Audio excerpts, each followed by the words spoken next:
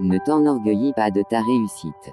Retire-toi dans un lieu calme, où le silence invite à la méditation, où le bruit est un exutoire de la déconcentration. Reste-y, sois sincère envers toi-même, et du plus profond de ton cœur, demande, de moi-même, étais-je capable de réussir ? Réfléchis à ce résultat auquel tu es parvenu, est-il seulement le fruit de ton propre talent ? De ton courage, de tes propres efforts, est-il le résultat auquel tu t'attendais dès le départ ? La réussite a 2 dimensions.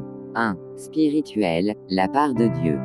Si le Seigneur ne bâtit la maison, ceux qui la bâtissent travaillent en vain. Toute réussite, quelle qu'elle soit, est d'abord la volonté de Dieu. Tu peux beau être courageux et travailleur, mais la dernière décision revient à Dieu.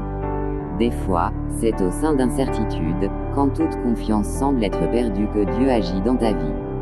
Tu ne sais comment tu es élevé jusqu'à la réussite alors que l'échec était déjà palpable. Et c'est cela la première dimension de la réussite miraculeuse. Tes efforts sont importants, mais le oui de Dieu est capital. Le Seigneur ne déçoit jamais qui met sa confiance en lui. 2. Humaine, la part de l'homme. Dieu honore l'effort, le courage et la diligence dans le travail. La grâce de l'Éternel ne descend pas là où règne la paresse. Jésus-Christ, pour réaliser sa mission sur terre, n'a pas pris les chômeurs, il a pris les médecins, les pêcheurs, les collecteurs d'impôts, les zélotes, etc. Travaille sur tes objectifs, sois courageux, persévérant, et surtout mets la prière au premier plan. La réussite a 2 dimensions, et elles sont complémentaires, l'une dépend de l'autre. Prier sans travailler, c'est comme avoir besoin de ce qu'on ne veut prendre.